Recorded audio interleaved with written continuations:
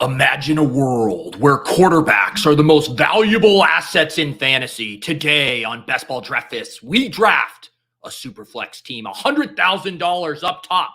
Are you ready for the challenge, Anon? Oh, another Influencer 101 for the backward hats, bro. Rigged! Zach Ertz with no Tyler Algier bringback? Yikes. You reached around for correlation? That's a no-no. You ADP bros disgust me. How about you just live a little? Handcuffing might actually be a way to get unique if the field's avoiding it. The Wi-Fi at this resort is a disaster? These fucking streamers don't have player takes. What if a piss boy draft is the room you need? Oh! All right. Good morning. Good mornings all around. It is time to feed the ducks. Although we normally don't feed the ducks right in the first draft. Feeding the ducks is more of a second draft kind of thing. This is, of course, Best Ball Breakfast. I am Peter Overzet, and every single Monday morning, we draft a couple of best ball teams around here. And we were worried last week, right? Because the big board was fastly, filling, and we're like, what are we going to do with ourselves on a Monday morning? Are we going to have to listen to Pete do a 90-minute monologue with no draft to use as a crutch for conversational topics? Fear not, though. Underdog has provided us with a $500,000 prize pool Superflex draft, already 21% full, almost 22% full. Absolutely disgusting. You people are sick. You people are truly sick. Peng's Picks is here to meet local singles in my area. That is true. That is one of the other services we provide around here in the Best Ball Breakfast streets. We will help you find other eligible singles. We match people up of all types who like to play best ball. And nothing would make me happier than if I were able to someday officiate a wedding of two people who met in the comment section of a Best Ball Superflex stream. So all of you hot and horny singles in the chat, find each other, I guess. How are we doing here? GMs all around. GMs, Paul, GM Willis. Why did Pete choose DK Metcalf for a Superflex? So I'm glad you noticed that, because I relinquished my thumbnail duties. I have someone helping me out right now. We're going to see how it goes. I might be done making thumbnails. We shall see. We shall see. The Wi-Fi at this resort is a disaster. Last year at this time, I was getting back from Hawaii. There were no resorts in my life this year. Just a small child who I love very much. Miles is correct. It's a massively humongous, amazingly good day.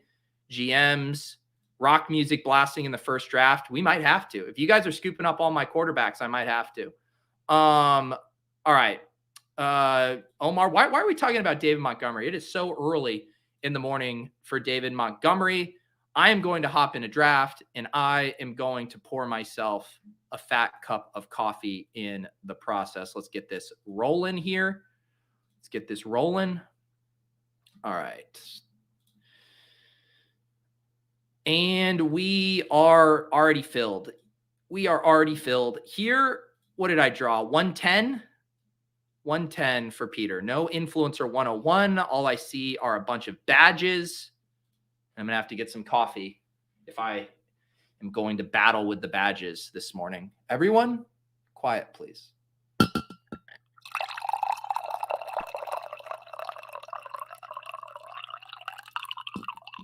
And we spilled. How does that happen? How does that happen? You would think at this point, I'm like 1 out of every 5 pours, I get a spill. And the problem is we like to learn from our mistakes, try to figure out, what went wrong. I don't know what went wrong. I thought I had a very steady pour. I guess we can go back, watch the tape. Maybe someone can do a slow-mo replay, try to figure it out. I need to start analyzing my coffee pour in the same way professional golfers analyze their swing, in the same way, an actor reviews their tape. I need to be better. I can't be spilling on myself. The one benefit is I am wearing black sweatpants today. So when I go upstairs, I won't have to face the embarrassment from my wife of spilling. She won't know, because Lord knows she isn't watching this stream. It's safe. This secret is between us. She doesn't need to know that I piss my pants with coffee. I like this theory. AJ says you spilled because David Montgomery was mentioned. That's my trigger word. I just get all flustered when I hear the word David Montgomery. I look like a tired dad. That's a fair one. That's a fair one. April was up early this morning. Little 6 a.m. wake up call from April this morning. Yeah, no shorts today. Pete Shorts wanted to make an appearance. No, we're going the full leg. You guys, there's plenty of, hey, look, if you're just here to see some of Pete's thighs, well, guess what? Summer is coming, and there's plenty more where that's coming from. For $9.99 a month, I will wear 5-inch inseam shorts so you can get a nice peek. All right, so this is a similar dynamic. I've done a couple of these now on the board, and I refuse to give in to big quarterback. I refuse to give in to big quarterback. I am not passing on Ja'Marr Chase to take Deshaun Watson. That just, I don't care what the data says. I refuse to make that click. I absolutely refuse to make that click. Hang on, I gotta get my board. There we go. I'm still working on my editing on the board here. There we go. There we go. When the contest first opened, like when I did one of these with Spags on Splash Play, was it Friday? I think I was able to start Ja'Marr Chase and Christian McCaffrey because McCaffrey's ADP was like all out of whack. And I do think I am going to continue to do that. We're going to start with 2 top 5 picks. And I'll talk through my thought process for this. This dynamic used to happen a little bit more in regular drafts when all of the running backs were the top, 6 to 7 picks off the board. And I think it was Sean Siegel who once said this, and it really crystallized in my head for me. But you don't want to draft a watered down version of the teams who got the early picks, right?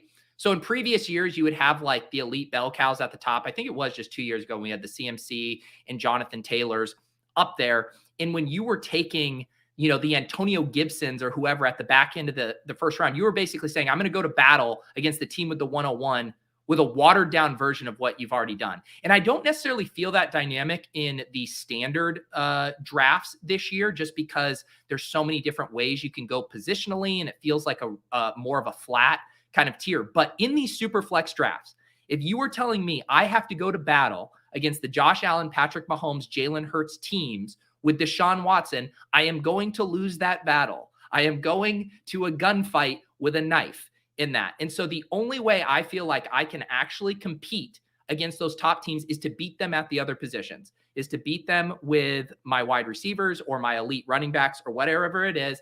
And I will cobble together quarterback production later in the draft. I just absolutely refuse to battle the Josh Allen team with Deshaun Watson and Daniel Jones. I'm not doing it. I am not doing it. And that is my stance on having a late pick at Superflex drafts.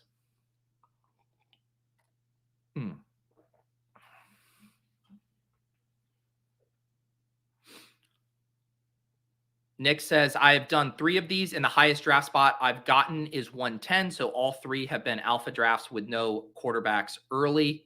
Yep. I do like the alpha badges here. Target Hog, is there actually any Underdog Superflex data out there? Actually curious to see what structure was successful last year. Hayden has been tweeting out some stuff. He had an article from last year that had a little bit of data, but I don't think we actually have a ton of data right now on that. Was last year the first Superflex contest? I can't even remember. All right, let's see what we are going to get going here. I am going to like my running back options in this range as well. Let's see, Breece Hall. My guy Breece Hall goes. It's funny because I've been saying I think Barkley should be more valued in the Tony Pollard, Breece Hall tier. Pollard and Hall are definitely sexier selections, but I will go ahead and take Barkley at this point if he's going after Pollard and Breece Hall.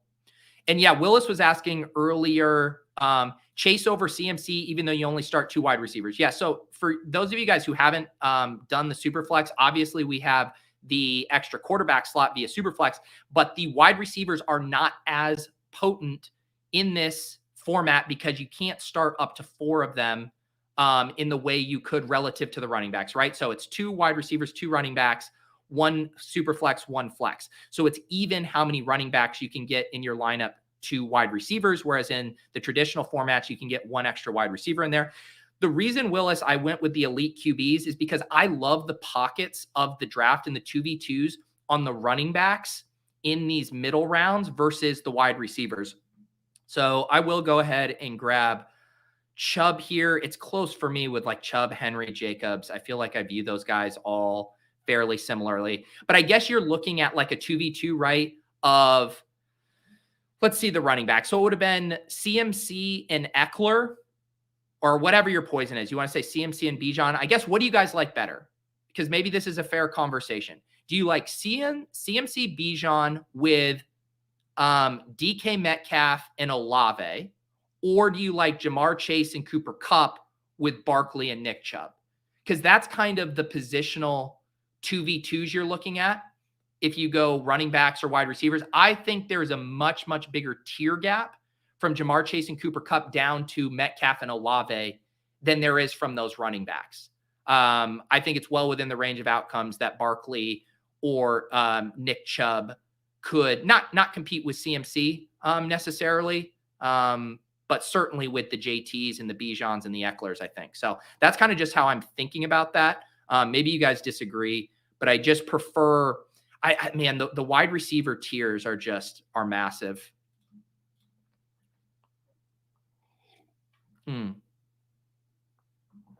So the Superflex could be a wide receiver still. Yes, that's another thing about why you don't want to get caught chasing quarterbacks, is because there is a point where, the elite wide receivers like Ja'Marr Chase and Cooper Kupp in their ceiling weeks can obviously compete with the quarterbacks, especially if you're getting a really bad quarterback with that second spot. And so, yeah, you do have the option to fill your super flex spot with a running back, a wide receiver, a tight end.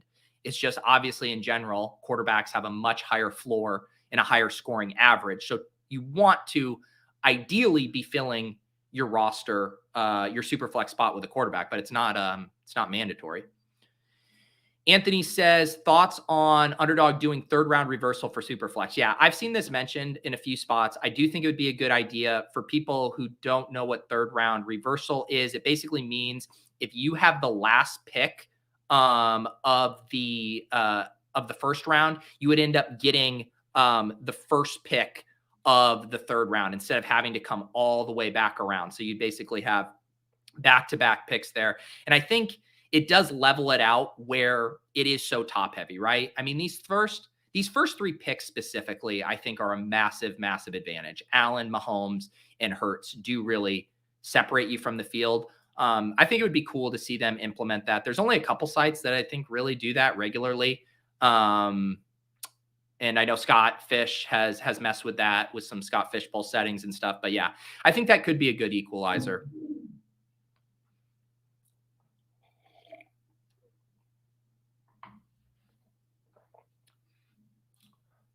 Let's see. Let's look at the quarterback landscape here and see how much fire I am playing with. To me, there comes a point where I don't mind taking a guy like Kyler at this spot. I mean, if you are going to punt quarterback like me, I do want to make sure I have some really high upside swings to be able to compete. And I am almost certainly going to have a 3 quarterback build. When I start to get to this tier, like when I'm passing on, say, Cooper Kupp for a Deshaun Watson, that feels really gross. But when I'm passing on a Mike Williams or a DJ Moore and certainly a Najee Harris, I just don't feel the opportunity cost quite as much. So this is certainly a range where I'm much more willing to take a quarterback. Hawkberg also punting quarterback with me. Now, this is an interesting one. Tyreek and Metcalf. And he goes ahead and double taps the 2 rookie quarterbacks here. Casey has the Washington Rodgers start. And I am going to go ahead and put my nuts on the table with Anthony Richardson. This is the absolute swing for the fences quarterback build. I like to push it with quarterback, but I'm also not an idiot. If I let Richardson go by here, I mean, I'm probably looking at like Baker Mayfield by the time I pick again. So this is the debate you can have. This is what a punt quarterback build looks like. But I do like taking two really big swings here, and I'll get a third quarterback, probably a higher floor guy to pair with these guys if I can. But at least Kyler and Anthony Richardson, if things break right, we know have the talent in the profile to contend with those other top quarterbacks. And then I'm certainly going to have much better running back and wide receiver production than those other teams. So we shall see how this works out. Miles started Trevor Lawrence, JT, Eckler, Henry in my draft. There you go. It's a rock music kind of day. I'm trying to see any other interesting builds in here.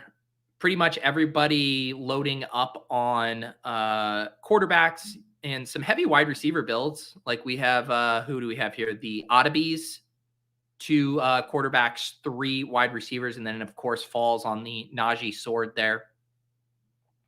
Another very heavy quarterback wide receiver build.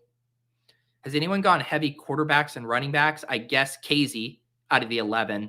CMC, Deshaun, Walker, Aaron Rodgers, and then came around and got Hopkins and Mike Williams.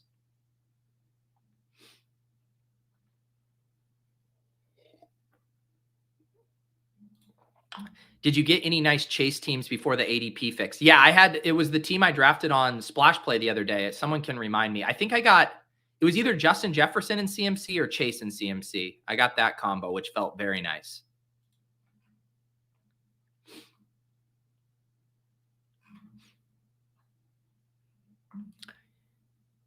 Red Dane asking double elite QB here for Hawkberg. And I think I like both of those picks from Hawk. I mean, I probably would have taken Anthony Richardson with one of those. But I mean, you do feel quarterback just getting absolutely squeezed out of the room. And I think when you're on, it's a little easier. I would say in the Superflex drafts for multiple reasons. I like being in the middle rounds because you can kind of catch the values a little bit, where in Superflex, you can just be on a vicious side of a QB run, right? Like if you're waiting 24 picks, I mean, you could have 6, 7 quarterbacks fly off the board by the next time you pick, and then you're left there holding your little PP in your hand. Sorry, that was a bit aggressive for a Monday morning comment. Ryan, GM, coffee and tilting Kyle Pitts decisions is the way to start your mornings. Yes. I still am, of course, in slow draft hell with all of my big board drafts, but every day I don't complain. I just wake up, I put on my shoes like everyone else, I roll up my sleeves, I pack my lunch, and I go and make some slow draft picks. All right. I'm not a hero, but I get it done. What are we looking at quarterback wise now? We are now in the Purdy, Ritter, Mac Jones, Tannehill, Howell. So we are firmly in we don't know if these guys are for sure going to start. I'm going to go ahead and take Jahmyr Gibbs here. Really liking Gibbs. The RotoViz guys have started to get me more excited about Gibbs. Blair Andrews took him what did he take him? 103 in our Dynasty mock draft, Superflex Dynasty mock draft that we did on Ship Chasing the other night. And he was getting roasted in the comments for that. But I am starting to get pretty excited about his profile. I've listened to Pat kind of break him down on legendary upside, and I'm starting to see some of the extreme ceiling scenarios for Jahmyr Gibbs. Happy to bolster my team with a little rock music this morning. And we get a little rock here. I am back on the clock. Do we want to take one of these quarterbacks? It could be prudent. But I'm going to continue to try to beat my competition at other positions. Let's go ahead and take Dallas Goedert here. I should also give a second plug for the show we did on Ship Chasing on Wednesday. We did a 2-round Dynasty, Superflex, tight end premium, #David Kitchen, mock draft. And it was very fun. It was me, Gretchen, Pat, of course. And then we had Ron Stewart. You guys know him, has a great YouTube channel, deep in the Dynasty weeds. Blair Andrews from RotoViz does a ton of great prospect research and writing over there. And then, of course, JJ Zachariason, the late round QB. We had a lot of fun discussing all of the prospects through the Dynasty lens. And I do think there's some applicable conversations from the dynasty standpoint to our rookie drafts as well. So I recommend checking that out. It got lots of good feedback. That's over on the Ship Chasing channel. We also had ADP Chasing on Friday as well. 2 shows a week over on Ship Chasing. If you enjoy these streams, you would very much enjoy Ship Chasing. And Sam Sherman has been doing great work with the ADP Chasing on Friday. I assume this week they will be covering some more Superflex ADP data as that rolls in. But that show is literally breaking down ADP in the underdog markets every week, seeing the risers, seeing the changes. And I do think it's the perfect companion piece if you are drafting all summer long. And you get to hear Davis's wild takes, and Pat and Sam. It's a good show. Did I snipe you, Michael? I'm sorry. Liam says, I like Gibbs. Others say he won't hit year 1. Yeah. And I get how you can fudge Jahmyr Gibbs with his size. We've seen plenty of other running backs that look similar to him get typecasted, the DeAndre Swifts of the world that the coaches just don't want to load up. But it's also like, what if he does? what if he does get used in a way where he's getting 15 plus touches a game? That's going to be very, very fruitful for fantasy with his speed and his pass catching ability. So to me, he seems like a perfect risk reward type of pick. And, depending on his landing spot, I think there's certainly room for him to have a pretty big jump in ADP.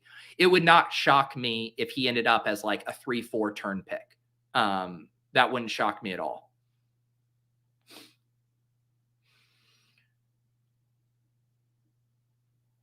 Oh, Mike, you're mad that I stole your tight end stack. Oh, geez. Boo-hoo. Boo-hoo for Michael.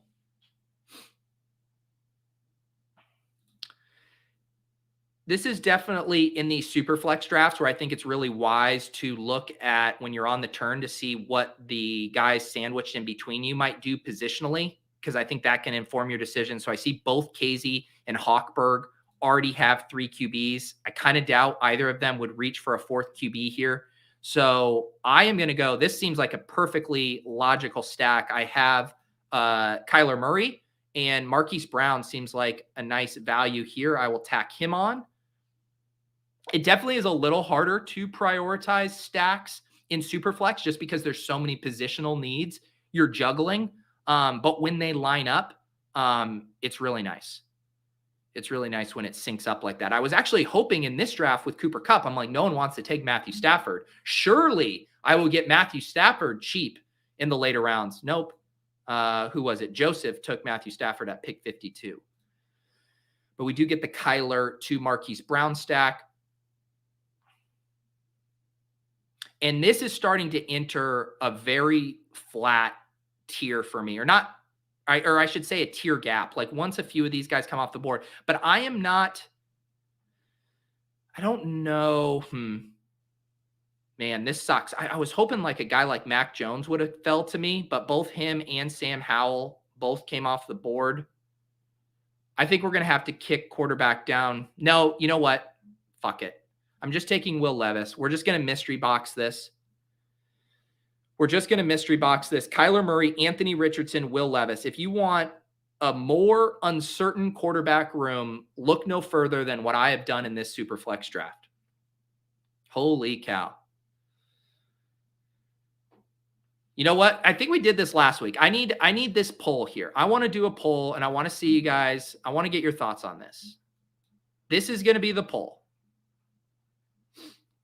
Will Levis, double Will. Will Levis start week 1 for his new team? This is the question. Yes or no? It's that easy, folks. Will Levis start week 1 for his new team? Yes or no? I have asked my community.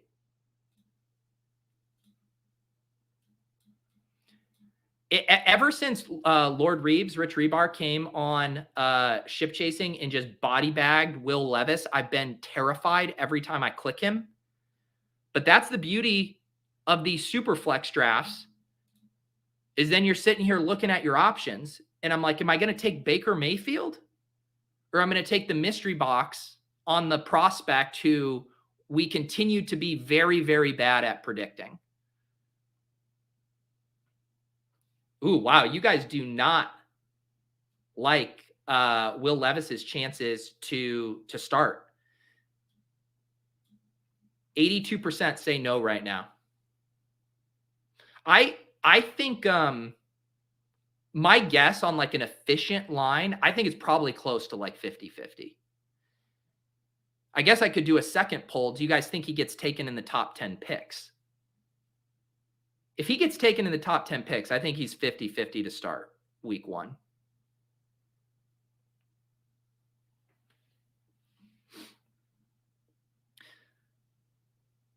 This is the funny thing. Yeah, I've already acknowledged the risk in my quarterback room. GA says you have no week 1 and probably more starter. LOL. Yeah, we are also how many months away? Let's go. May, June, July, August. We are 5 months away from football being played. 5 months away. And we are already willing to confidently say who is going to be starting, who isn't.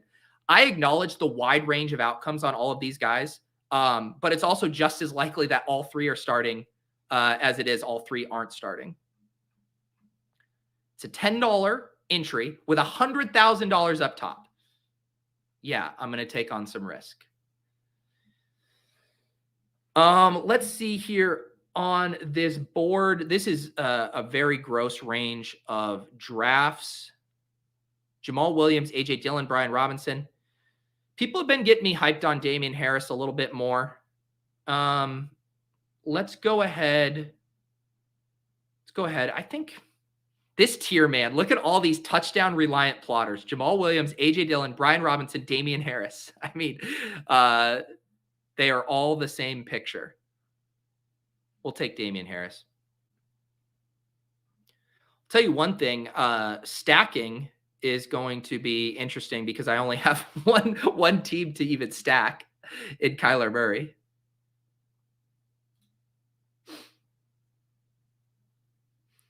I see some Galaxy brainers out there want me to take Gardner Minshew, try to lock up if the Colts end up with either Richardson or Levis and don't start him. Who's the backup in Arizona? Colt McCoy? Is that what I do? I take Colt McCoy to hedge against my Kyler Murray?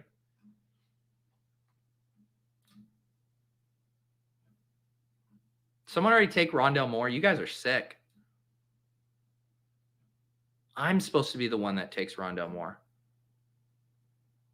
Ugh, Juju. Man, I cannot bring myself to click Juju. I'll take KJ Osborne over Juju. Ugh. I realize there's a price for Juju. Like there is a price where I should be willing to take him. But man, that is a tough click. McVibes, are you going to max this? I think I have to just throw in the towel right now on maxing it. There's no way. I mean, this thing's already at 21% full. It's 150 max. This thing is going to fill before I even finish my regular big board slow drafts. I think I'm just going to have to be content with, 20, 25 bullets in this one. This is the thing you have to realize when you set out to max these contests is Underdog. Like in your head, you're like, I will max this and then I will rest. And then on the 7th day, I will rest. But that's not how this works, because the second you are ready to kick your feet back up and relax, Underdog drops another tournament. So you always have to have that in mind. And sometimes you got to pick your battles. Sometimes you need to live to fight another day. I do remember Davis was asking me the other day if I was going to get burned out on drafting. I do think if I tried to max Superflex and big board primarily through slow drafts, right? Because that's the only way I would feasibly be able to do it. I do think I would reach some levels of burnout.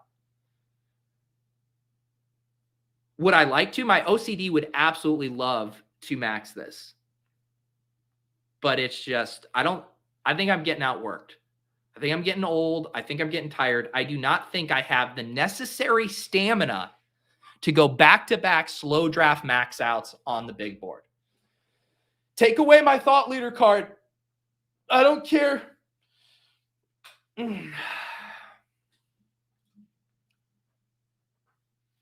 Yeah, there's some Hendon Hooker buzz in the streets lately. Ross telling me I should take Hendon Hooker.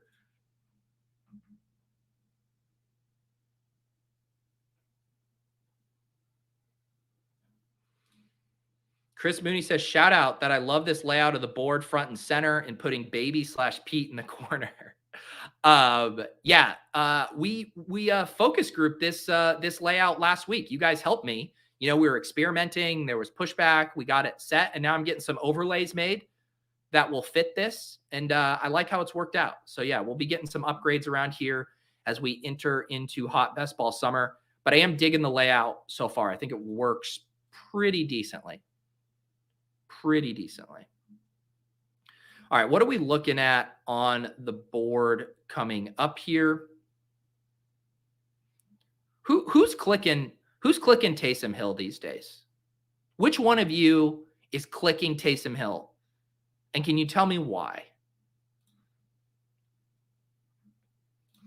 All right, quarterback wise, yeah, I could still see myself taking a fourth eventually. Like, honestly, like the Sam Darnold and Kyle Trask super late, I think in a build like mine makes sense as a QB4, but we'll kick that can down the road.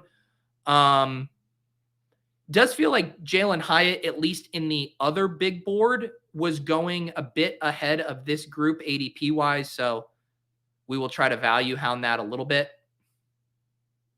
That is the one thing too, if you get so used to the big board ADP, like you immediately know like, oh, this guy's a value. He's, slipping past this, where right now you're having to like port it over, but then adjust manually in your head for QB ADPs. But generally I feel like that pocket, Jalen Hyatt is going a little bit earlier than these guys. Do we want to grab another running back or wide receiver? Anything in the this tight end area is desolate. I normally take Wan'Dale Robinson in a lot of drafts in this range. Been taking a little Jeff Wilson too. Let's do Jeff Wilson here. We're going to try to skew a little bit more toward running backs in this format.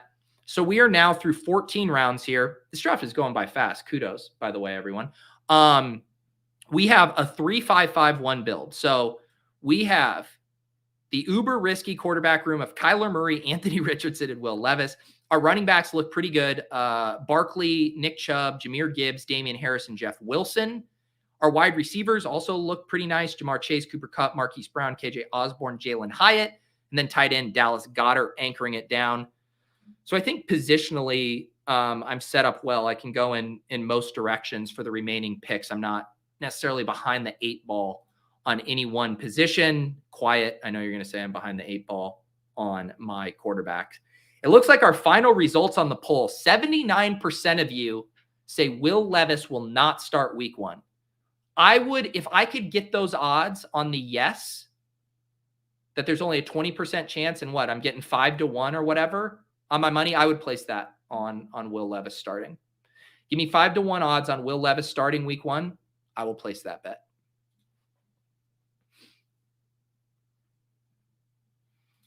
That, talk about another guy. I have not selected Zeke in a single draft. I love that when Zeke became like a free agent, he said like a few of the teams he wanted to go to, and then like all the teams and like the backfields had to come out and be like, no, we're good. What was it? Both the Jets backs, Michael Carter and Breece Hall, were like, no, I think we're good. The Eagles came out and were like, yeah, we're not interested. Poor Zeke. At least he has Willis. If there's one thing that can provide solace to Ezekiel Elliott when he puts his head down on the pillow every night, it's that Willis is awesome, pillar of the Deposit Kingdom community, loves him. And that's all we all really need in life, right? Just one true fan, one person who will be by our side through thick and thin. And for Ezekiel Elliott, that is Willis.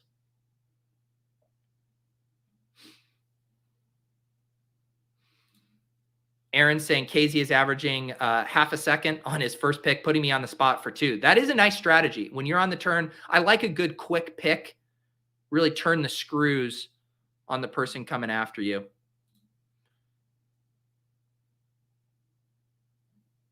Taking another look at the quarterback options here.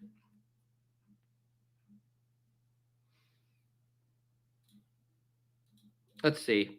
I am going to go ahead and just lock up Trey McBride. I need a second tight end. We are heavy on the Cardinals already with this Kyler and Marquise Brown. We'll go ahead and lock up our tight end 2 there with the stack. And then what am I going to do here for this 16th round pick? Is this where I take the plunge on another quarterback flyer? Minshew does go off the board to AJ right before me. Do I have any other Galaxy Brain stacks in here? I don't have anyone on Tampa Bay. I don't have anyone on San Francisco. No one on 10. I can't click Malik Willis. There's no way. I guess Taylor Heineke isn't a bad Galaxy Brain one either. All right. We're just going to go all YOLO. One of these guys has to hit. Someone talk to me about Hendon Hooker. Why did I just click Hendon Hooker? Give me the elevator sales pitch on why I can justify having just selected Hendon Hooker as my quarterback 4. I'm waiting. And trust me, this isn't like a rhetorical question. I genuinely need to know, why did I just click Hendon Hooker? Someone earlier in the chat wanted me to take Hendon Hooker, and I need someone to explain why they told me to do that, because I'm very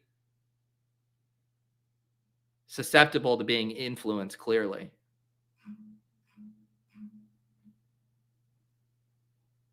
No, where's the person in the chat that told me to take Hendon Hooker? They are on the hook for this explanation. Was it C. Dillon throwing Hendon Hooker one of you unironically wanted me to select Hendon Hooker. I can't go back through the chat and find it. I am not taking ownership of this selection. I refuse. Oh no, the chat's turning on me. They hate my team. The chat does not have the constitution to go into a Superflex room and go to battle with 2 injured quarterbacks and 3 total rookies. You guys are weak. You guys just capitulate to the scoring settings. You guys are sheep. Oh, everyone else is taking purple. Everyone else is taking quarterbacks. I guess I'll take my Kyle Trask because that's what everyone else is doing. It takes courage to do what I'm doing in this draft.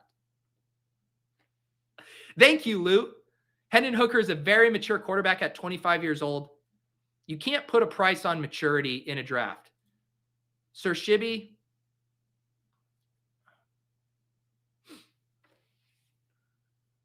It was Ross. Ross, I am battling right now, Ross. Were you the one who suggested Hendon Hooker? I need you. This is my time of need. I am catching strays from all angles, Ross. Have my back. This is not the time to, vanish into the shadows while I take a beating. We need a united front, Ross. Why did we just select Hendon Hooker? Why?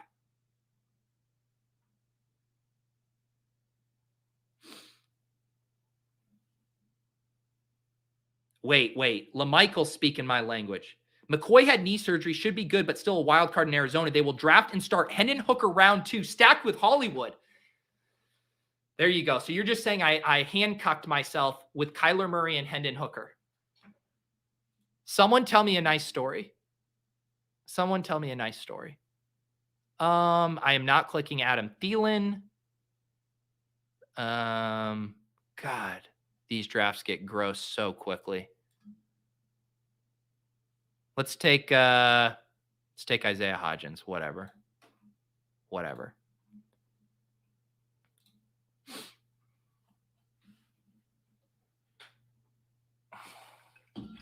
You know what? I was just about to go pour another cup of coffee, and I thought, you know what? Maybe I won't do this one on camera. Maybe I'll do it away from the mic. Maybe you guys don't deserve that ASMR this morning. Sean Tucker? Can anyone say anything nice about Sean Tucker? I'm going to do the coffee pour for you guys, but I just want to know you're on thin ice. You're on thin ice. This show isn't about you guys nitpicking and critiquing all my selections. We're trying to foster a positive work environment around here. I need you guys to all come in here and tell me what a beautiful team I drafted, how my big galaxy brain doesn't fall in line with all the other sheep, that my beautiful contrarian brain is going to propel me to $100,000 in the Superflex contest.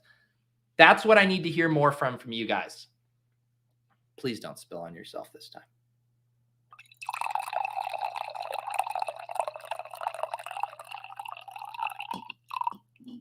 Okay, I've identified how the spill happens.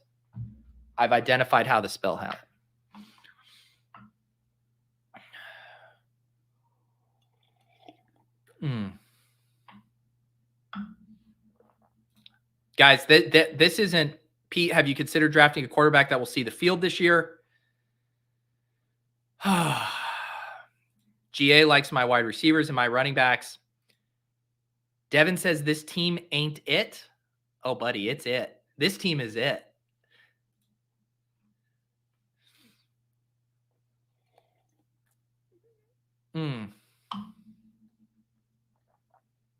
FF Doom says I'm drafting for literally just week 17 and week 17 only.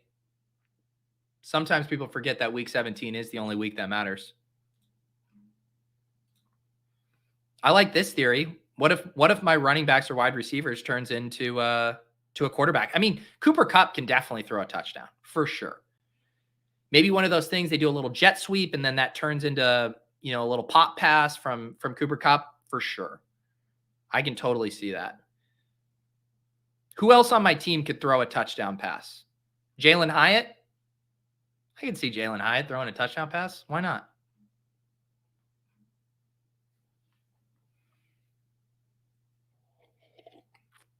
Oh, now you pop back out, Ross. You really hung me out to dry with that Hendon Hooker thing, Ross.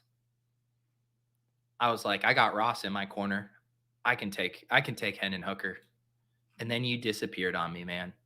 It was a real bullshit move, dude. You're supposed to stick by your friends through tough times. Really, really gross stuff from you, man. Really gross. Speaking of gross, look at this board. Thank God, only 2 more picks. Only 2 more picks. Should I take a 5th quarterback? Should we take a 5th quarterback? No, I'm not giving in to you guys. I got all the quarterbacks I need right now. I got all the quarterbacks. Let's take some Cedric Tillman. I like Cedric Tillman. I'm going with the all Tennessee wide receiver strategy. Jalen Hyatt and Cedric Tillman. Can I find Justin Hunter to draft as well? Is Hunter still in the player pool? Nope. Sad. Justin Hunter no longer in the Underdog player pool. We're at a 4-6-7-2 build.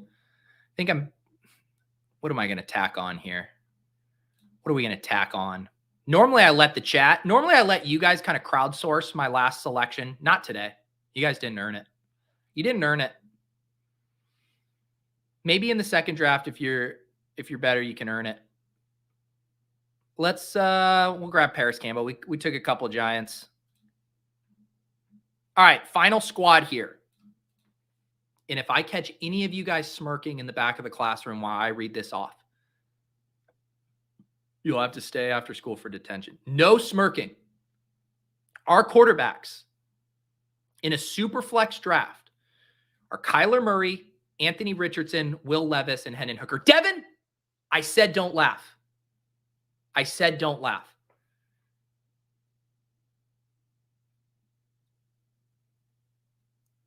Our running backs, Barkley, Nick Chubb, stop it. Jahmyr Gibbs, Damian Harris, Jeff Wilson, and Sean Tucker. Wide receivers, Jamar Chase, Cooper Kupp, Marquise Brown, KJ Osborne. No pizza party this week. No pizza party. You guys are being ridiculous. Jalen Hyatt, Isaiah Hodgins, Cedric Tillman, and Paris Campbell. Tight ends, Dallas Goedert and Trey McBride. maybe in this next draft, I can get a better draft slot. So I don't have to wage an ideological war against the Superflex sheep. No. Go to the principal's office, Chipsy. This is worse than Spag's team last week on Splash Play. Nothing was worse than that. Thank you, Miles. Miles gets a gold star, extra credit. Miles says, I personally think you have 4 week 1 starters. That's what I like to hear, Miles. That is the enthusiasm we need to hear. Okay, real quick, before we hop into another draft, I actually have a fun announcement. So I am going to be hosting this year a Best Ball Data Bowl. My friends over at Fantasy Data Pros have spun up a competition. I have some links down in the show notes, but basically what is going to happen this summer is they are going to be hosting a competition. We're going to have some cash prizes, and the contest is going to revolve around Best Ball Mania data, Underdog data, anything you guys think you can come up with as far as interesting research, looking at constructions, looking at advance rates, looking at what is our generation's week 17 is all that matters. There's a lot of details up on the site, fantasydatapros.com/databowl. I know there's a lot of you Excel wizards here in the chat and in the Deposit Kingdom community. And over at Fantasy Data Pros, they're about taking those skills and then taking them to the next level. So you're more capable with Python and with R. And a lot of the analysis that comes out now is using tools from their courses. And I'm super excited about this competition. I've already been talking to some people about some ideas that they have for this, and we'll be talking about it more throughout the summer. But I just wanted to put this on your radar right now. And in the show notes, there is a Google form if you are interested for signing up. And I have a link to the Data Bowl as well. But I'm excited to see what you guys come up with. We'll be bringing people on throughout the summer to kind of showcase your findings, things you guys are working on, your fancy charts, all of that good stuff. So I am super excited to see what all you big-brained people in the fantasy community come up with, unless it's showing that how I drafted my Superflex team is suboptimal, in which case your entry will be immediately thrown out. But wanted to put that on your radar just so you could have the juices flowing here. Do you have an idea for a data project you'd like to tackle? It will be the perfect venue for that. You know, I know they have big data bowls and other stuff. I think the NFL hosts one regularly, but this is going to be our very own Underdog Data Bowl, Best Ball Data Bowl. Going to be a fun time. Excited to see what you guys come up with. Now, let's draft another team. I need redemption. Here. And let's see what we got. Please, can I have a non-awful draft slot? Are you kidding me? We're doing this again. 112 again. 112 again. We're really doing this. Lord, give me strength. Give me strength to deal with the chat who is not going to approve of my decision making. Oh, you're right, Chris. Thank you for this reminder. We do. God, I've never needed to feed the ducks more than I do right now. I know what's going to happen. I'm not going to take Sean Watson. I'm not going to take Eric Carr over Ja'Marr Chase. Lord, hear my prayer.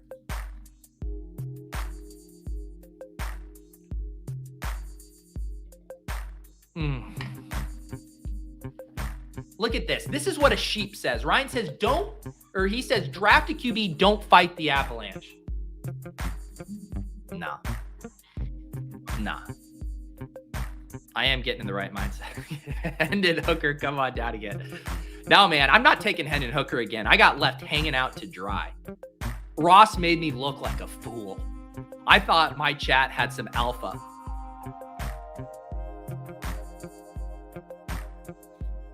It is time to vibe. You know what? There's lots of haters and losers out there. Lots of Monday morning quarterbacks. Lots of backseat Superflex drivers.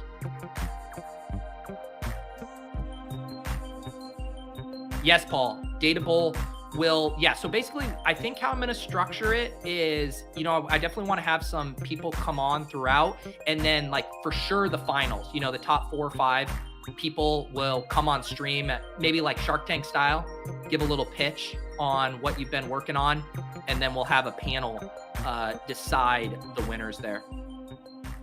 I do actually like Tua, Miles. I do actually like Tua.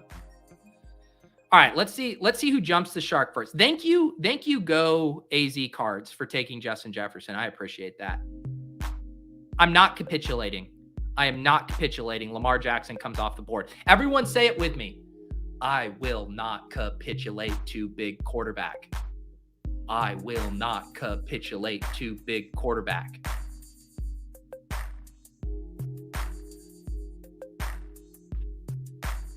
Neil, you're one of the people I thought of when I started talking about the Best Ball Data Bowl.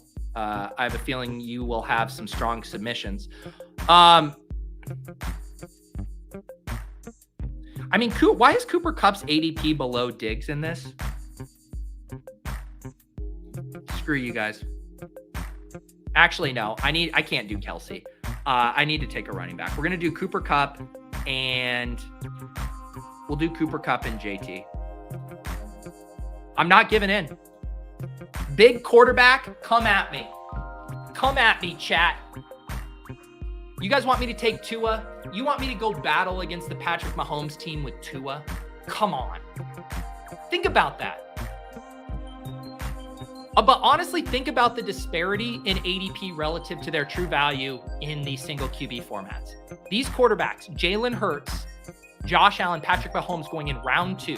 The quarterbacks you are selecting at the turn are round 8, 9, 10 quarterbacks. You're hemorrhaging value. You can say that I gave up too much, or I took on too much risk with my last quarterback room. It's perfectly fair criticism. But you are losing if you were trying to beat the Josh Allen team with Deshaun Watson.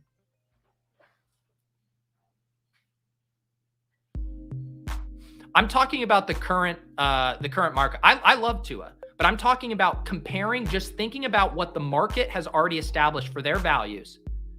And there's a 7 to 8 round gap between their value. And we're saying because of the Superflex dynamics that is completely erased and that they should all be going in the same round.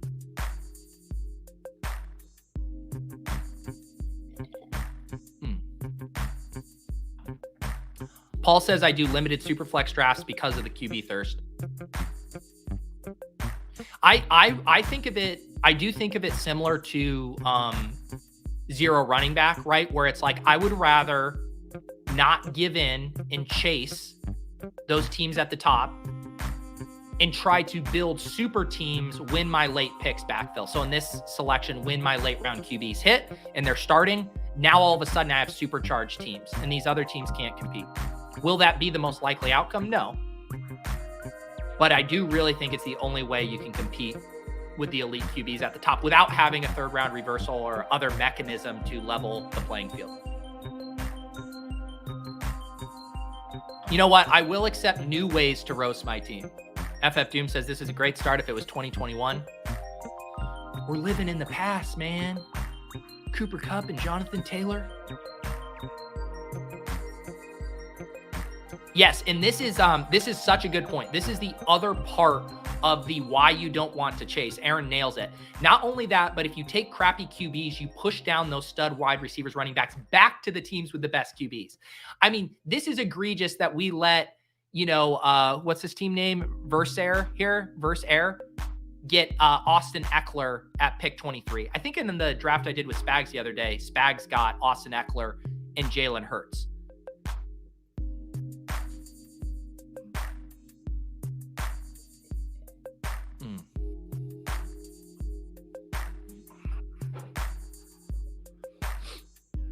All right, let's see what we're looking at here. So last time I started 2 wide receivers and then double tap 2 running backs at the 3-4 turn. This time I split the difference and looks like I will probably be splitting it again. I am telling you, I am not taking... I could see the scenario where I could have seen myself pulling the trigger on a quarterback here. Say if Amon-Ra and Jared Goff were here, I could see myself double tapping Amon-Ra and Goff. But the next quarterback after Goff is down to the Russell Wilson, Derek Carr. I ain't doing it. I ain't doing it. I also think too, again, going back to this conversation, here, let me make my picks here. Oh, these are fun clicks. Breece Hall and Devonta Smith, come on down. So our team now, Jonathan Taylor, Breece Hall, Cooper Kupp, Devonta Smith.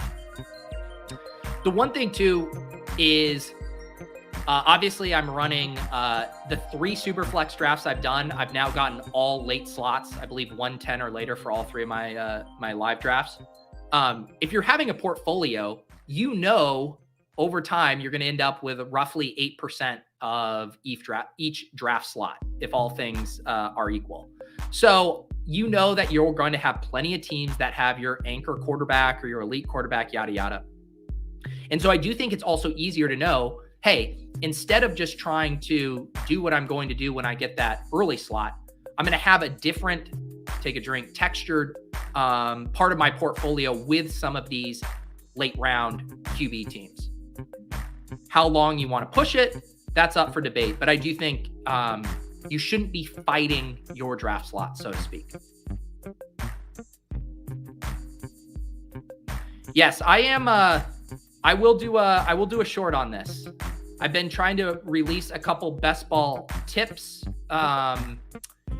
Speaking of the shorts, if you guys didn't check it out, I've been writing my P.O. Box newsletter on Fridays. I write the fantasy newsletter, life newsletter a few days a week. And then on Fridays, I've been doing mine. And I did like a deep dive about what's going on with short form content right now and long form. There's all kinds of like conversations about it in the content space. But I talked a little bit about how it relates to the stuff I'm thinking about, my thought process behind it. So you guys might enjoy that. That's the P.O. Box free newsletter in your inbox every Friday. I got a link down below to subscribe. But one of the things I was talking about is doing the best ball tips via the shorts, with the idea being most of the people watching, this show already know a lot of the fundamental principles that I'll talk about in the tips, but new people who might be interested in these streams, they might not know them yet. And so that's why I'm trying to cast a little bit of a wider net and not just make the assumption that all of us know all of these, more table stake principles to best ball drafting. But I do think that element of not chasing a position, not bringing, a knife to a gunfight would make for a good best ball tip short. So I will stay tuned for that later this week. Ooh, AJT unknowingly started Cup JT from the 112 in the underflow. Don't dupe me, bro. Don't dupe me. GM Lunchable, how we doing, buddy? Purple Yosh, thank you. I appreciate that. Really enjoying the P.O. Box.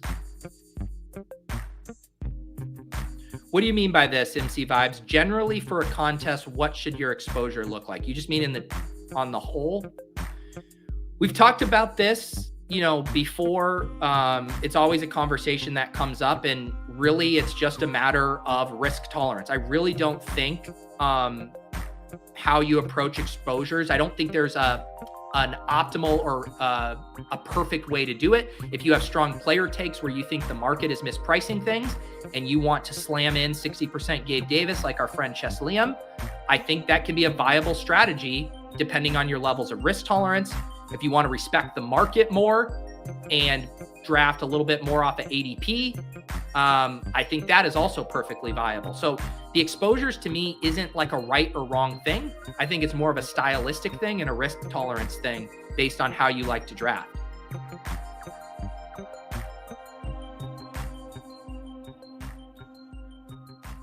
All right. I like the quarterbacks that have fallen a little bit more in this draft. I'm not going to get quite as squeezed as I was in the other. I think what we are going to do, depending on what Donkey from Shrek does, is he going to get auto DJ Moore here? Oh, shit. He took Stafford. I was going to take Stafford with Cup. Come on, dude. Probably saved me, though. I'm going to take Trey Lance. And, let's see. I'm definitely... Screw it. I can't not. I can't not. Okay, this is just too much fun. You want to get Twitter worked up? Start your draft with Trey Lance and Anthony Richardson. Come at me. Tell me how many week 1 starters I have, chat rats. Let me hear it. How many week 1 starters do I have? I've selected Jordan Love in so many goddamn regular big board drafts that I'm just bored of selecting Jordan Love.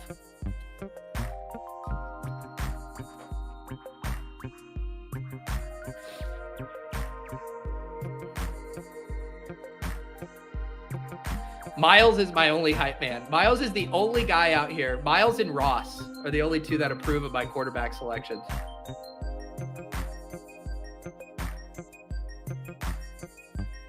Now, this is a take. Kyle says, I'd say I have 3 quarterbacks because Richardson counts as 2. Damn right, I just called you chat rats, Anthony.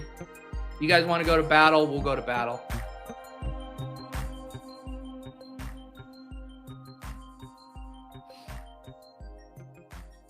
FF Doob says, what's the definition of insanity again?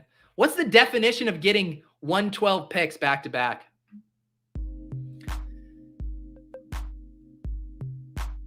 Kevin has 1 Jalen Hurts team or 1 Jalen Hurts on his team. He drafted him 1-3. I have 2 Jalen Hurts.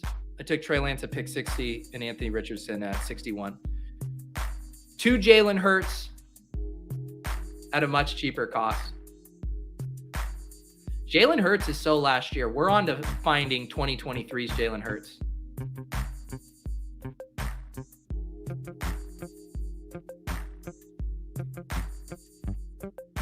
I did think my live viewers just dropped like 20 after that double tap. Everyone's like, I've already seen this movie. I have already seen this. I do not need to watch the same train wreck in back-to-back drafts. We finally reached the tipping point where some people are like, nah, dog, I can't do this anymore. I can't do this. What do you guys think about this rumor? LaMichael says stat Kyle Phillips round 20 with Lance. There was a rumor. I should pull this up because I linked to it in the Fantasy Life newsletter today. Let me pull this up because there was an interesting.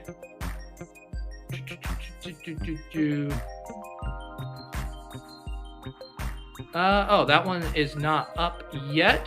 It's not up on the site yet. 1 second. 1 second. Gotta find this link.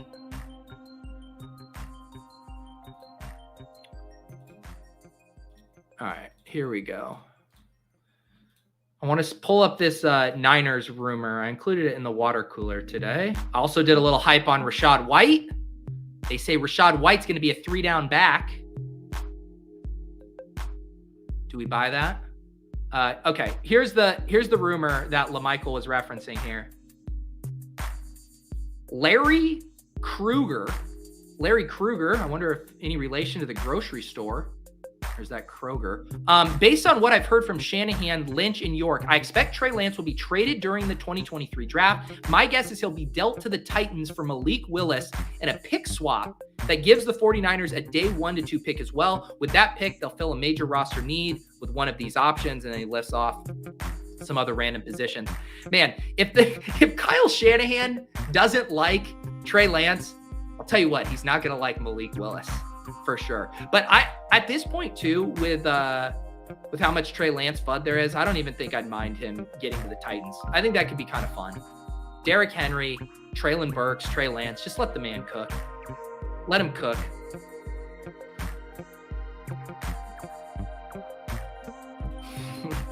Freddy Kroger, nightmare on aisle 6. All right, whatever. Let's get back to this. I'm almost on the clock again.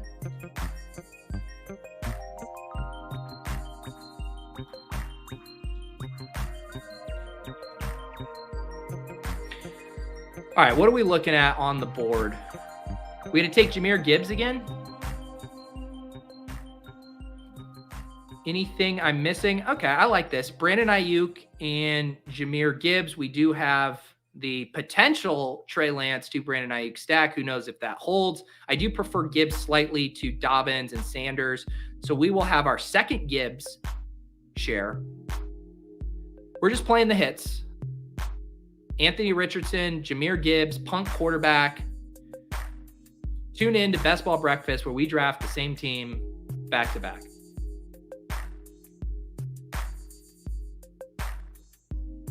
Anthony says, any quarterbacks you're targeting or staying away from pre-draft? I mean, in these rooms, buddy, beggars cannot be choosers. I just talked myself into Will Levis and Hendon Hooker. I do think, like, because of the Superflex format, it's really hard to, bag on any of these guys as QB3s and QB4s. You have so many of these, like Sam Howell, Jacoby Brissett, the Kyle Trask, Baker Mayfield, the Ryan Tannehill, Malik Willis, the Desmond Ridder, Taylor Heineke, like all of these quarterback rooms that maybe are considered like a coin flip of who's going to start. I mean, all of those guys are viable QB3, QB4 flyers in this format. I would say in like the traditional 1 QB, I definitely was being more choosy. I'm not drafting guys unless I'm at least stacking them with one player. And I'm taking much bigger cuts on, of course, the Lances and Richardsons, because all I care about is hitting on a quarterback who has the potential to give me like top 6, top 7 production.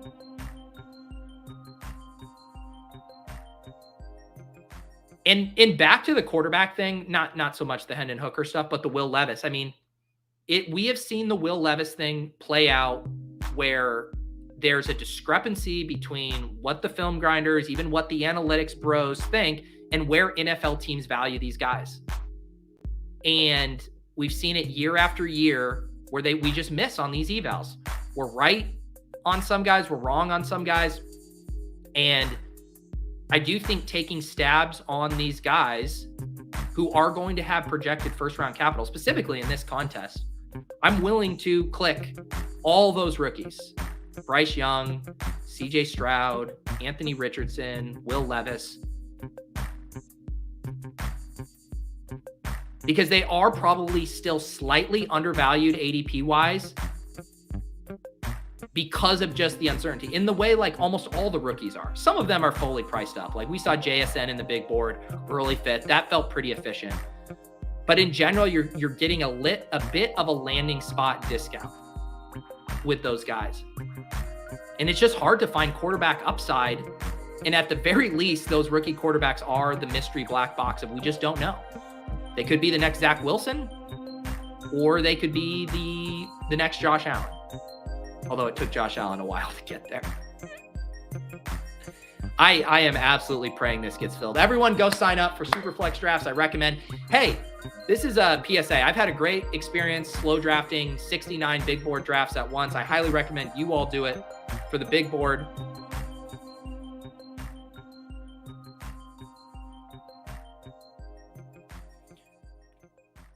All right, Donkey, don't screw me. I have an idea. I have an idea of something I want to do here, Donkey. Don't screw me.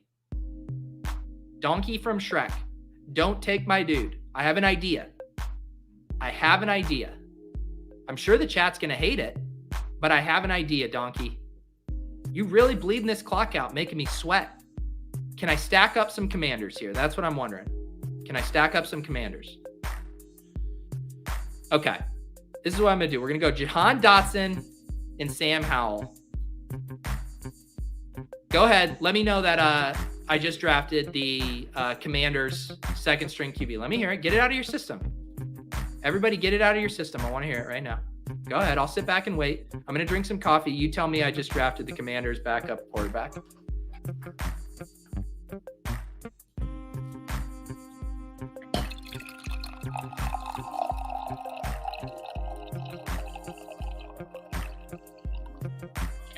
What? You guys actually like this? You guys like this? I thought we had kind of an adversarial relationship going this morning. Proud of me? Howell's the key to week 17? Clean, pour, and pick? Where's GA? Where are my resident trolls? Where's Doom and GA right now when I need them? Even Doom is on board with this? Holy cow, that's all I needed? A commander stack was all I needed to win the chat back this morning. You guys are easy. Holy cow. Not only is Sam Howell what you need in week 17, Sam Howell is how you get the chat back on your good side. How Ball is Life says Howell sits all year, but he's the guy you need in week 17. There you go.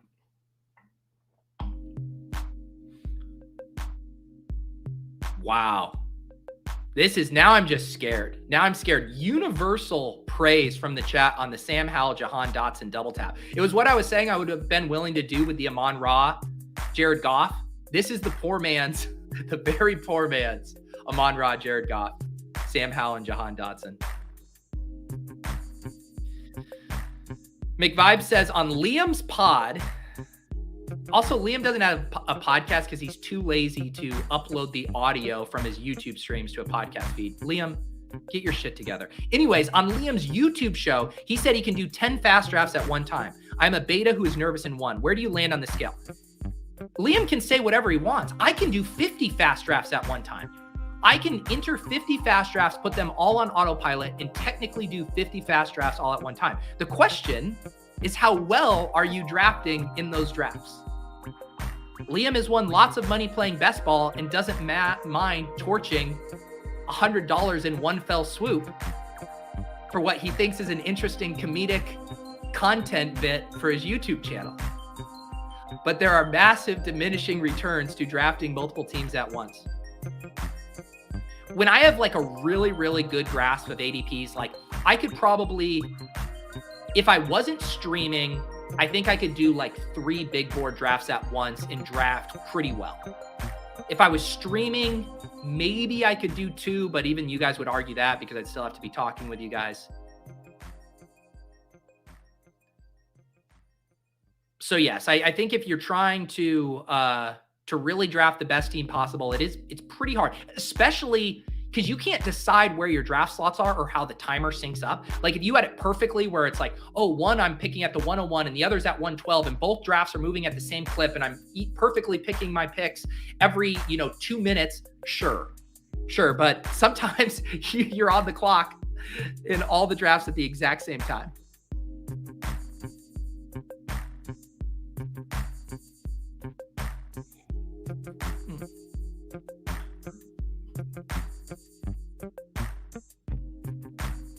Christopher, by the way, I just noticed you updating your YouTube profile pic. I don't think we saw that before. Look at Christopher looking dapper.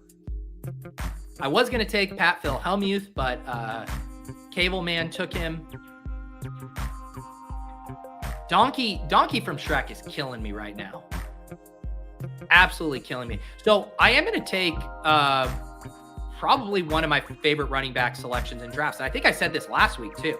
I still think Samaje Perine is being undervalued right now. So we will lock him in.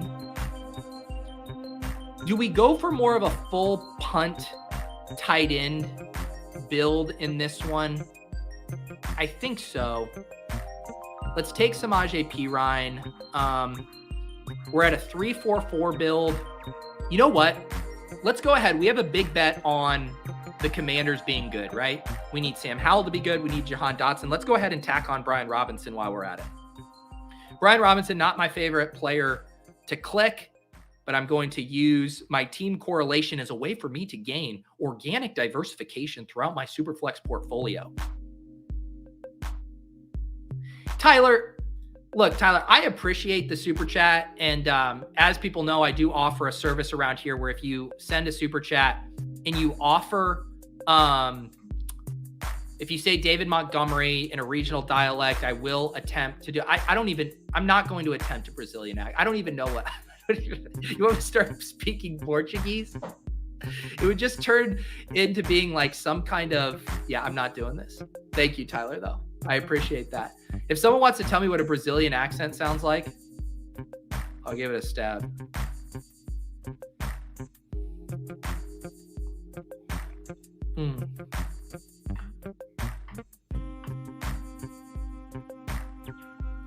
Nate L says, why is Madison not being drafted higher? Why should he be being drafted higher? When you look at like the money that they gave him, they gave him money to be a backup again. It seems like all the Dalvin Cook stuff is going to be fine. I wouldn't also be surprised if they drafted a guy. I think Madison is going like where he should. I don't think, like when I compare Madison to Samaje Perine, I don't even think it's close because Perine, I think, is going to have more standalone value, even if Javonte Williams is healthy. And then I think he has a more clear path to being the starter early on if Javonte Williams isn't ready. But unless there's some news on Dalvin Cook or why we don't think Dalvin Cook is going to be the week 1 starter, and I haven't seen anything recently that indicates that he isn't, I'm just not sure we should be thrusting up Alexander Madison up the draft boards. This is the more sarcastic energy I needed right now after the overwhelming support for the Sam Howell selection. Omar says, continue to build out your Commanders bet by drafting Brissett next. Do not Google Brazilian accent. I know what you're Googling right now, Christopher. Bonk. Yeah, it's gonna, I mean, look, I mean, I'll do a lot of things for $5, but some of these require a different level tier to get me to try.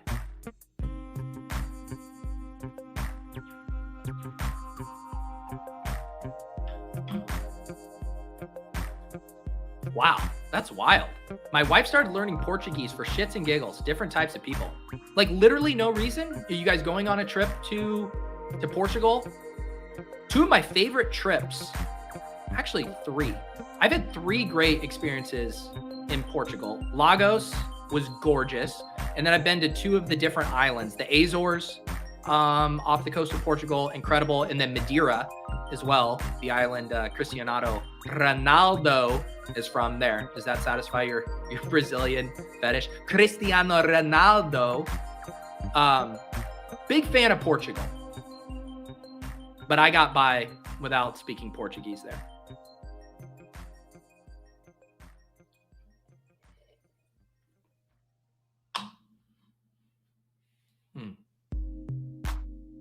All right, we're through 13 rounds. For the audio listeners, hey, Liam, this is what you do for your audio listeners. First of all, you upload the podcast audio, which you guys can always access on In a Vacuum podcast feed, available on all of your favorite podcast platforms. And then you service the audio listeners because it's easy to just pander to the video watchers, but you got to remember, people are consuming this in different ways, Liam. And it's nice to tell them that your team right now through 12 rounds is Trey Lance, Anthony Richardson, and Sam Howell. Running backs, Jonathan Taylor, Breece Hall, Jahmyr Gibbs, Samaje Perine, Brian Robinson. Wide receivers, Cooper Kupp, Devonta Smith, Brandon Ayuk, Jahan Dotson. And your tight ends, are non-existent.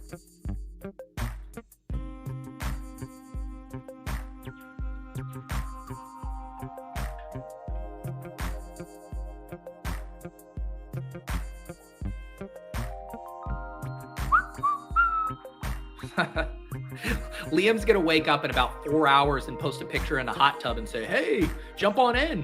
Going to do a few Superflex drafts. God damn it. I wanted Greg Dulcich. I've never been so upset. This is definitely going to be a 3 tight end build because I'm not taking Taysom Hill. Get out of here. Get out of here. Zay Jones seems fine here. Zay Jones seems completely fine. Are we just going to take 2 wide receivers that I never like clicking? This is for you, Josh Norris. This is the Josh Norris special. Zay Jones and Joshua Palmer. For some reason, I associate those 2 wide receivers completely with Josh Norris. I got psyops by Josh Norris into the Zay Jones, Joshua Palmer clicks. Still no tight ends. Was that you, Rondo? Are you the one who took Dulcich? Who's Brendan? Reveal yourself. Thank you, Yosh. My running back room is strong. King Coakley says, Karain brought me to get Nastas in New York, and it made me want to learn Portuguese. Ooh. Karain is so cultured. So cultured with his ramen, and his trips to India to scuba dive. Wow, it is you, Brendan. Thanks for nothing, man. Thanks for nothing.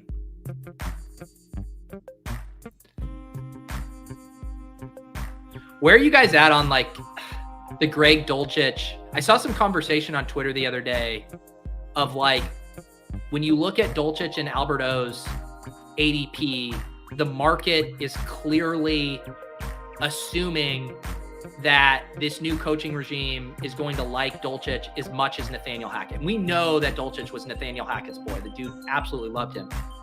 I think that's like a fair argument. And then we did see after Hackett was fired, we saw Albert O get a little burn. He had that touchdown at the end of last season. So I am willing to say, hey, Albert O's maybe a little too cheap right now. But I do think like JJ, who's been working on a tight end model, Greg Dulcich massively popping in there. Like a lot of Dulcich's metrics like point to another second year breakout. So I'm kind of torn on it. I kind of like both Dulcich and Albert O where they're going right now. Where are you guys on the Broncos tight end situation?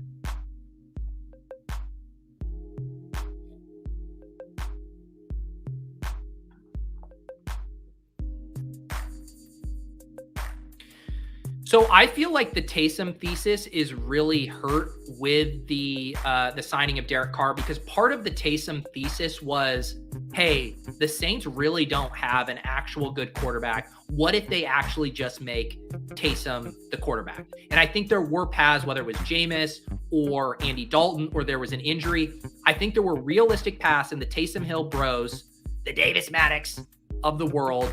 I think they were making a pretty sharp bet that there were ranges of outcomes where Taysom Hill became quarterback, and that unlocked a cheat code at tight end in these contests. I bought that. With Derek Carr there, I do not see his path to ever playing significant snaps at quarterback. And so then all you're getting is a gadget spike week, like 1 out of every like 8 weeks. Like you can go look at his usage down the stretch last year. Like it was bad. He had like that one usable game and one other, what did he have? Like 2 usable weeks that ended up, clearing the typical threshold that you would need for a tight end to even get in your starting lineup. So if we were talking about Taysom Hill at his prices last year, right, which was like a late round flyer, like Taysom Hill as a tight end 3 in that environment made a ton of sense to me. But Taysom Hill going ahead of guys like Gesicki and Trey McBride with no path to actually getting consistent quarterback snaps, I just don't get the appeal at his current price and with the new landscape in New Orleans, where they're clearly building around Derek Carr. They're going to try to have a more functional offense. I don't know. I don't get the Hill stuff.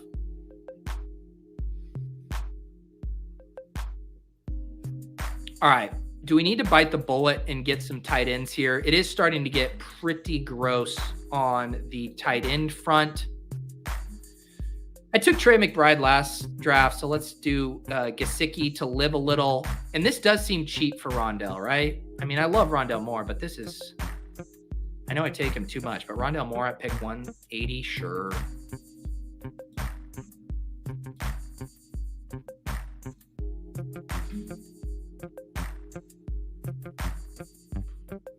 All right, still catching up on the Albert O conversation because I asked you guys about that. Target Hog has some Albert O 20th round stacks and big board. Yeah, I would tack him on with some Russ stuff if I didn't get Dulcich or I needed a third tight end. MT Mr. Revolt here. Or is it MTM Revolt? Jeez, you guys with your usernames. It's reasonable to expect both will see the field together given how run heavy the Broncos moves are, but Dulcich's still the better seam stretcher. Yeah, I think I agree with that. Troy, what kind of comment is this? Russell Gage all day? I'll take things no one has ever said for 500, Alex. Troy, are you the last remaining Russell Gage truther on the planet right now in year 2023, the year of our Lord? I got to give credit to you guys. We're blowing through these drafts today. The reason my barometer for how fast we're drafting is if I need to go take a bathroom break in the middle of the stream. I think one of the lowest points of my life was a couple weeks ago when I had to take 2 bathroom breaks, but we're on a bit of a heater. The past 2 streams, last stream and this stream, 0 bathroom breaks. Bladder of steel.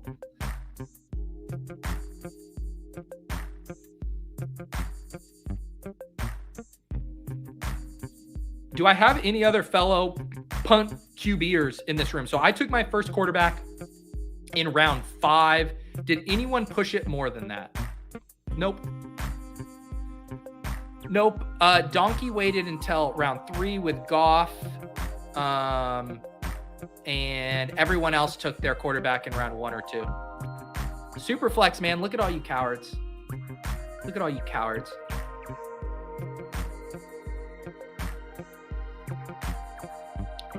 That's the name of the game. Nate says 0 QB, 0 bathroom breaks. Put it on my tombstone. Tyler, Pete's best ball breakfast streams are why I get up in the morning. Despite hating the Monday meeting onslaught I have to face. Testimonials. Hashtag testimonials. We are here, especially for you West Coasters. Where's Trevor? I think it was last week. Trevor rolled in around right now, and he said he was still hungover from the night before, or that he hadn't even gone to bed. He had been out all night and then fell asleep watching Best Ball Breakfast. Shout out to Trevor. Trevor actually revealed the story of what happened that night in the Hand Builders and Opto Bros private Discord channel. I should mention here too, because I think it's a little confusing. I have the DFS tier, the Hand Builders, Opto Bros. We have the Club VIPs. I'm going to add a Best Ball premium tier underneath that. So if you're already a member, you're going to have access to it. But for new people who want access to the YouTube member streams that I did, like the one I did with Liam the other night, I'm going to make a new tier that's more clear for that. And if you guys are already a YouTube member, you'll already be grandfathered into that, and you'll have access to that channel in the Discord. So keep an eye out for a Best Ball Breakfast channel coming in the Deposit Kingdom Discord soon. No other action items needed from you guys, but thought I'd put that on your radar. I like Isaiah Likely. I select him a good bit. We should probably take a peek at the quarterbacks. Is there anything interesting here kicking around? Not really. What about running backs? I do like, so we'll take Likely here. Or should I just double tap tight end? I think we can wait to take a third tight end flyer late. Let's grab another running back. Evans or Chuba? I selected Chuba so much in the first big board. I'll take the rookie, Zach Evans.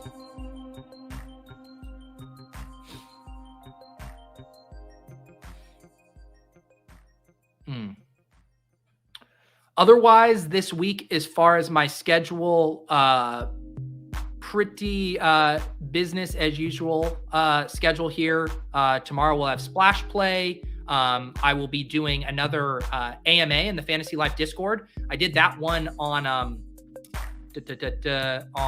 Tuesdays. I do that Tuesdays at 3:30.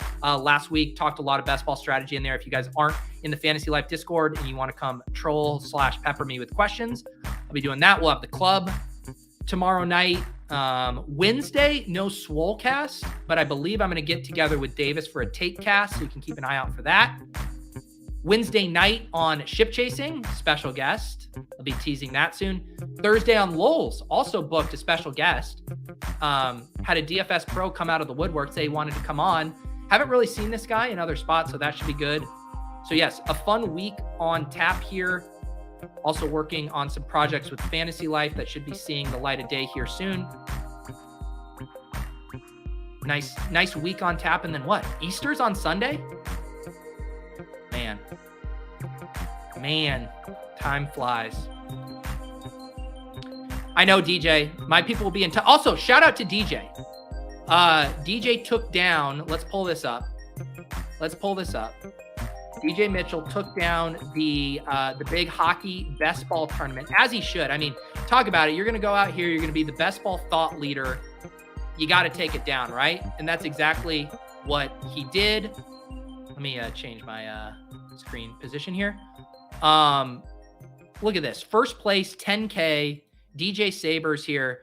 Look at this, just littering the top of the leaderboard. 1st, 5th, 11th, 24th, 34th, 36th. The true king of Underdog NHL contests But now, DJ, I'm gonna need to ask you. This is what we do. We build people up around here, and then we knock them down. You got to get your pick'em shit together, man. I'm bleeding out over here, buddy.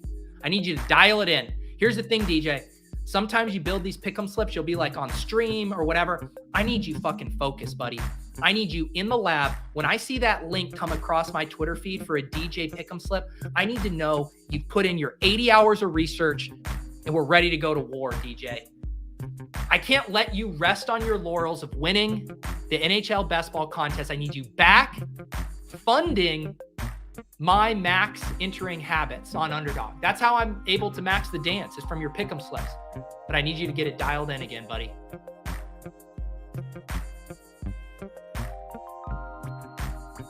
All right, let's get back to the draft board.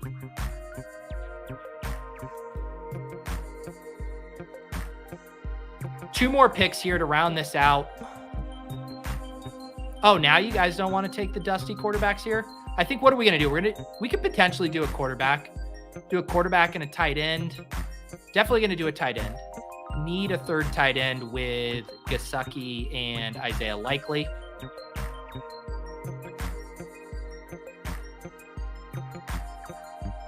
No, DJ, I missed that one. I'm stubborn, and if the line moves, or I might have missed that. It might have been when you snuck in at the last bit, or sometimes I think the one yesterday I didn't do because the line had moved up to 4 shots. I have an idea for you, DJ, that I meant to tell you. I'll DM it to you, but it's an idea for your pick'em slips. Let's do. Should we do Jelani Woods? Anthony Richardson goes to the Colts and just chucks bombs to Jelani Woods. I just told myself that story. What do we need here? 3, 6, 7, 3. Is there a fun quarterback I can take here? Is there a fun quarterback? I can't click Sam Darnold. I'm a principled man. Let's do Marvin Mims. I always take Marvin Mims in one of the last rounds of the regular big board. Let's do that.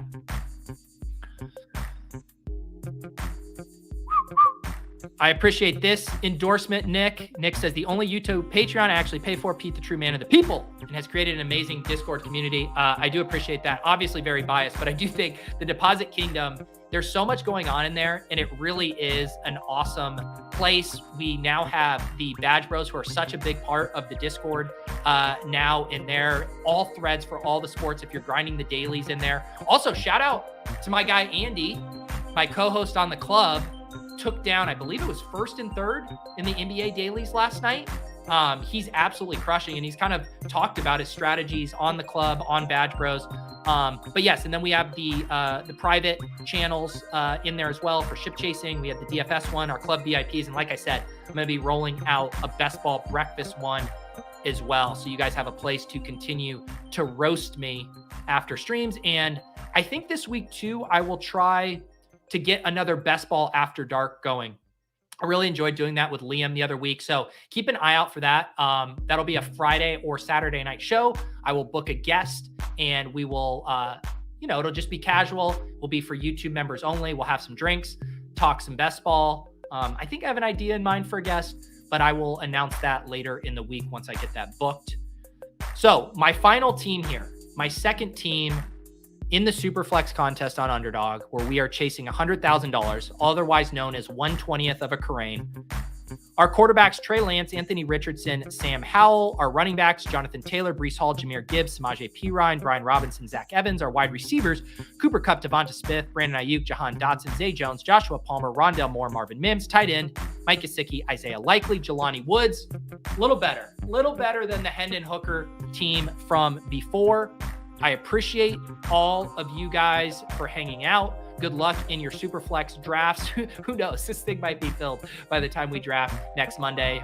Probably not, but honestly, probably one more week of Superflex drafting, considering how quickly people are piling into these. Like I said, I will catch you guys in the Discord. I will catch you guys around. Make sure you subscribe to the Fantasy Life newsletter and my P.O. Box newsletter as well. Have a wonderful week. Feed the Ducks. And don't ever capitulate to big quarterback.